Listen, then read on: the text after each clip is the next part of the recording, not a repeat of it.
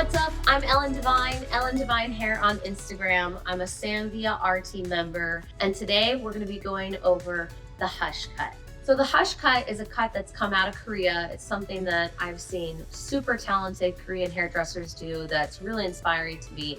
And I just want to share the things I love about it. I love that you can keep length and have it nice and wispy. And I love that you can take it in multiple different lengths. And really what makes it a hush cut, it's going to be shortness in the front, a weight line in the back, and super wispy lengths and ends. So let's talk sectioning. The first sectioning that I did was start it with 4 quadrants. So I just broke the head down into its basic 4 quadrants. And then we're going to start with the fringe area. Notice it's a little triangle right there.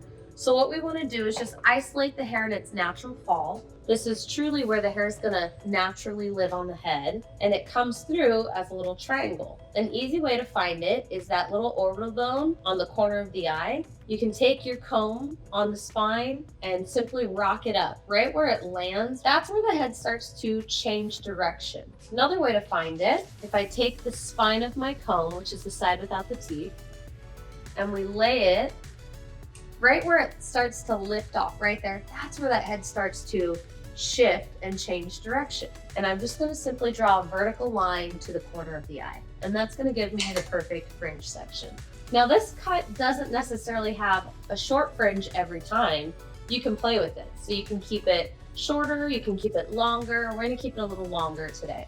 Now that we found our fringe, we're going to find the side and the top area. So I'm taking it slightly curved because I still want the hair to live in its area. We're going to separate and layer the sides a bit different than the top, but I don't want a hole to happen right here. So when we include the hairline in the front, when I'm framing or layering, it's sort of our insurance policy. So we have our side area. All we're going to do is just continue this line while it rounds around the head till it matches up with our ending point in the back from the opposite side.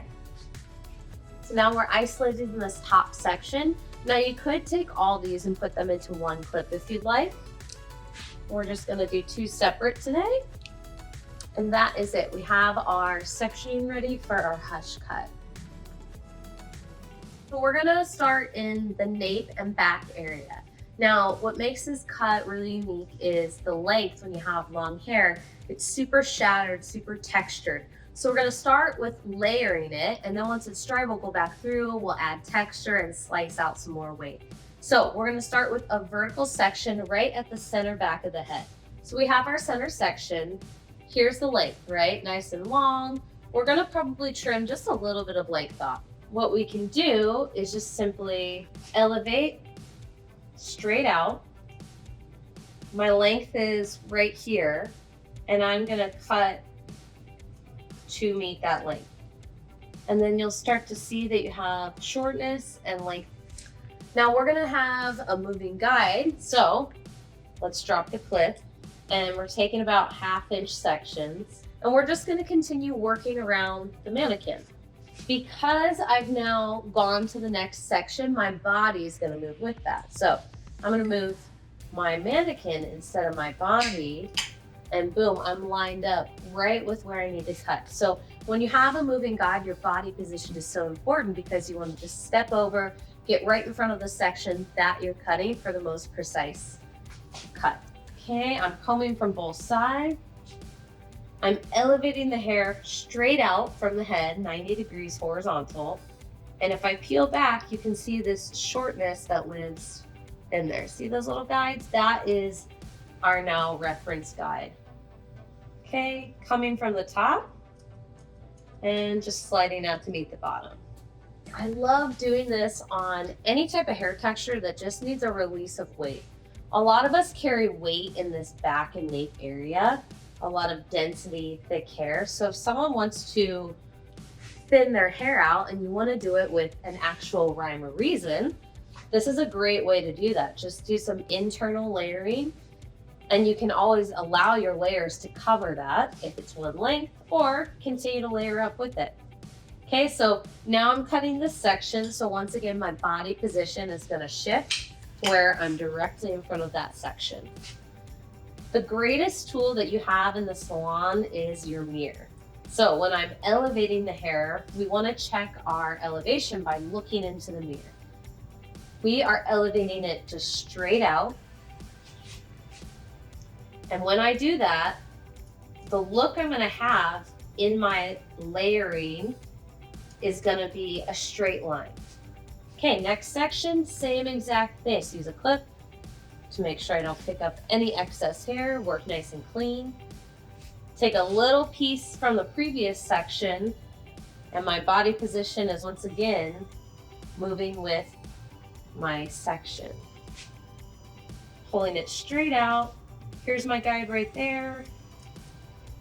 Because it's a longer section, I'm going to grab the bottom and do that in 2 cuts. Working in the back and side area, if we want to avoid any kind of hole, that last section right before the ear, you take a good about inch section.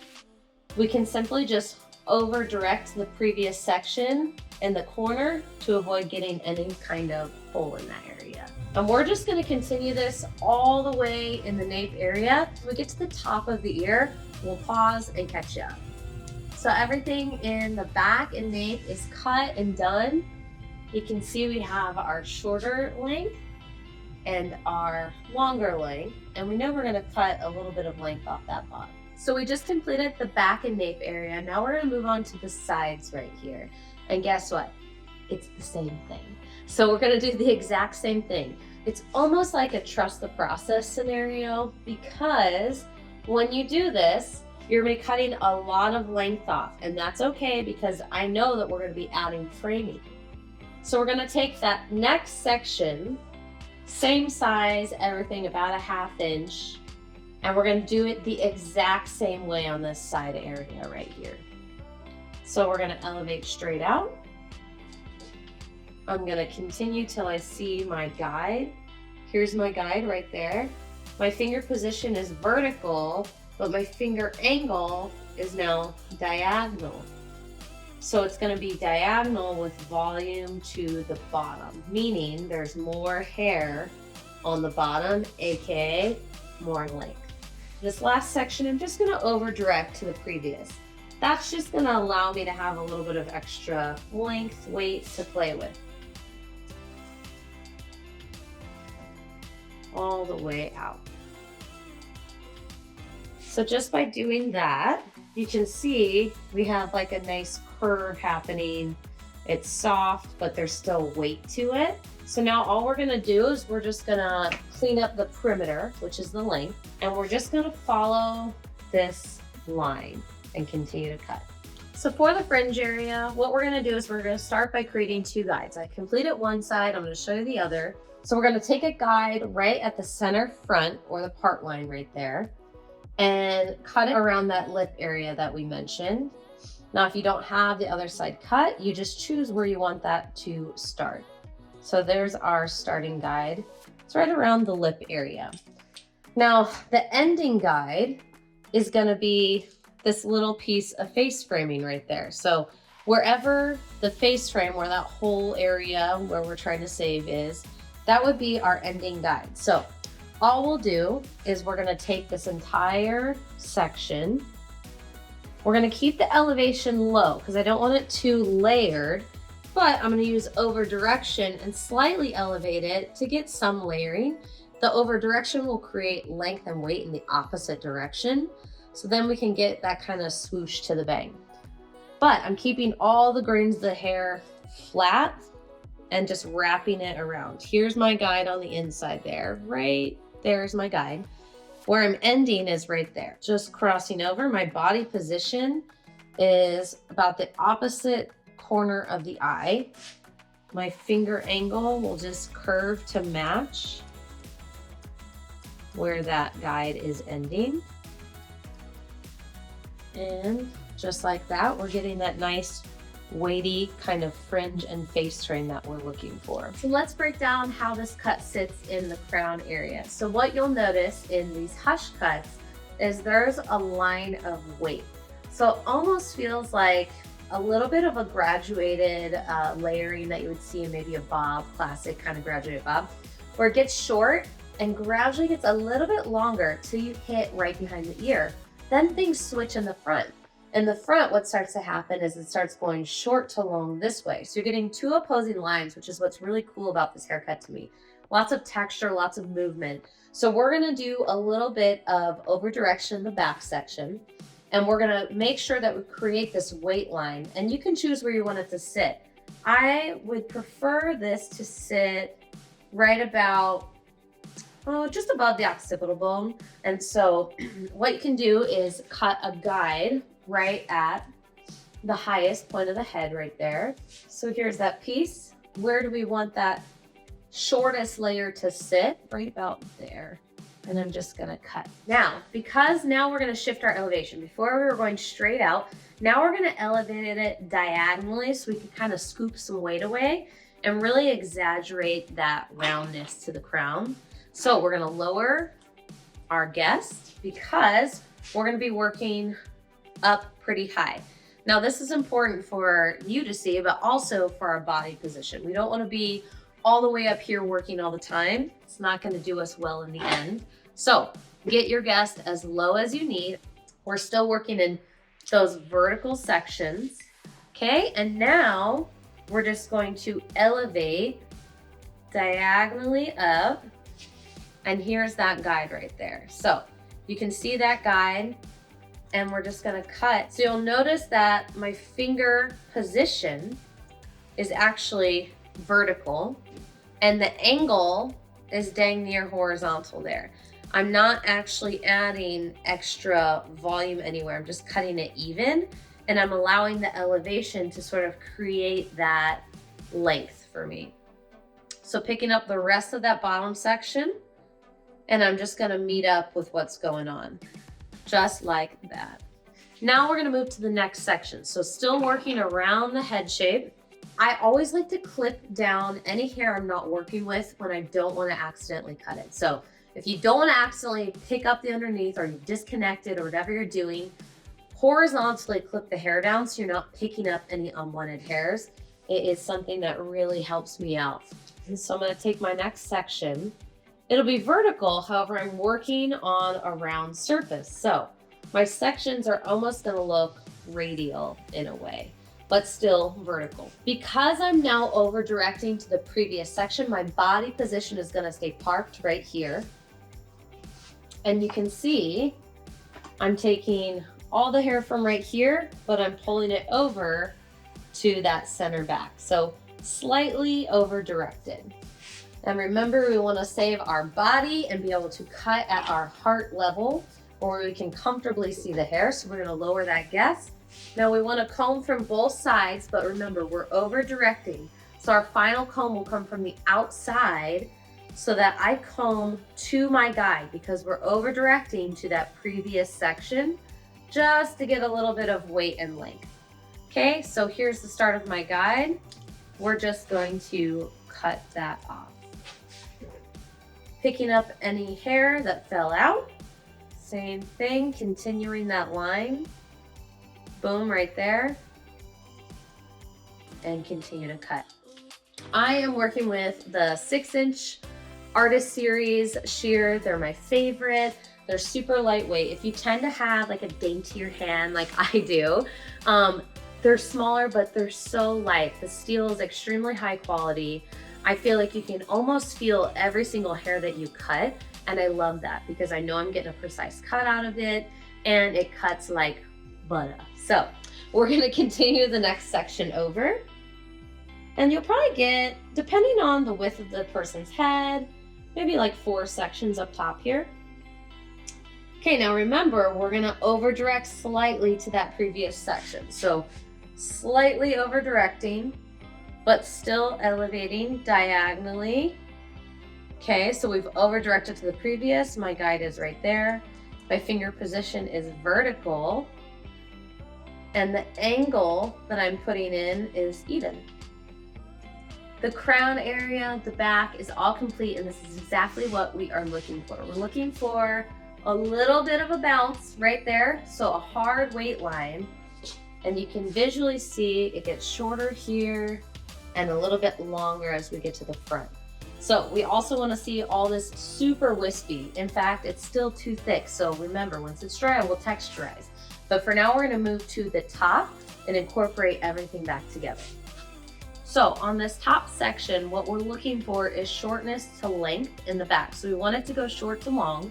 So we're gonna start by taking the entire top section, just on one side, and we're going to elevate it up while over directing it to the center. So it'll look something like this.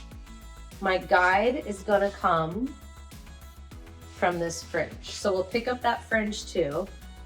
Everything's over directed to the center there, and you can see it's traveling, and we're gonna cut. Now our elevation will be up diagonally again, so watch where my body's at, it's pretty high. So we know we wanna lower our guess, take that entire section. My guide is my fringe. So we wanna take everything. Here's my guide, and we are just going to cut. So what that's gonna do is give us shortness to length right in front of that ear. So now how do we connect this from side to side? So just keeping up with what we were doing in the crown area, same thing. Now I'm just gonna go in vertically and just match what's going on. Okay, so we now have that vertical section right behind that ear, right where that top area is. I'm gonna slightly over direct to the previous. This is that length that was left, and we're just gonna match it up. Still just working on that top section.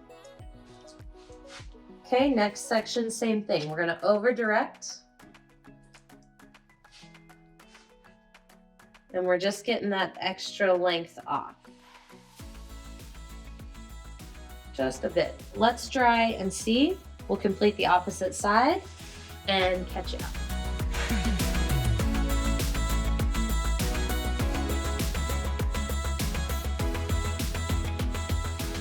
Okay, so we're all done blow drying.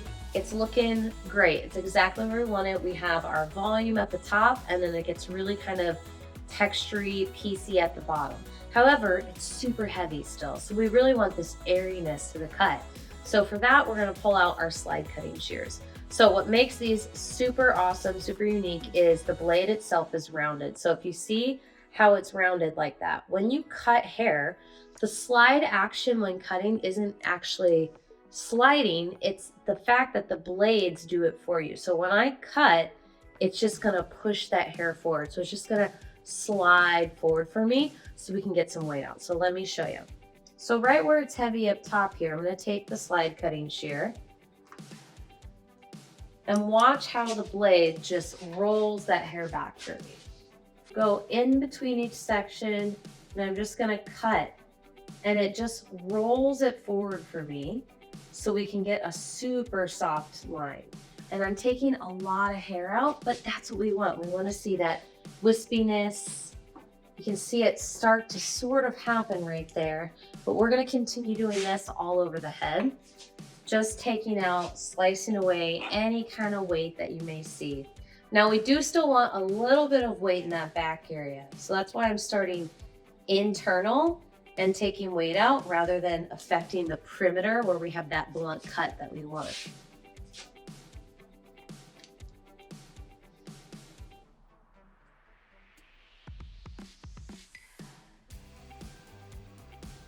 When we choose where to texturize, slice out some weight. This is a pretty heavy section. We can see it needs some negative space. So we're gonna go in and just close those shears, not all the way right away. We're working up, and see how we just get those tendrily pieces. It's exactly what we're looking for. And it just allows that hair to just flow back freely and have a little bit less weight to it.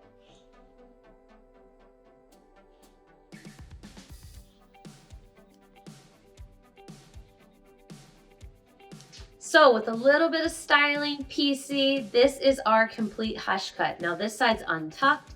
You can see we have shortness in the back to a little length, and then the opposite in the front, but it's super fun. It's piecey on the bottom, it's full. You can exaggerate it as much as you want.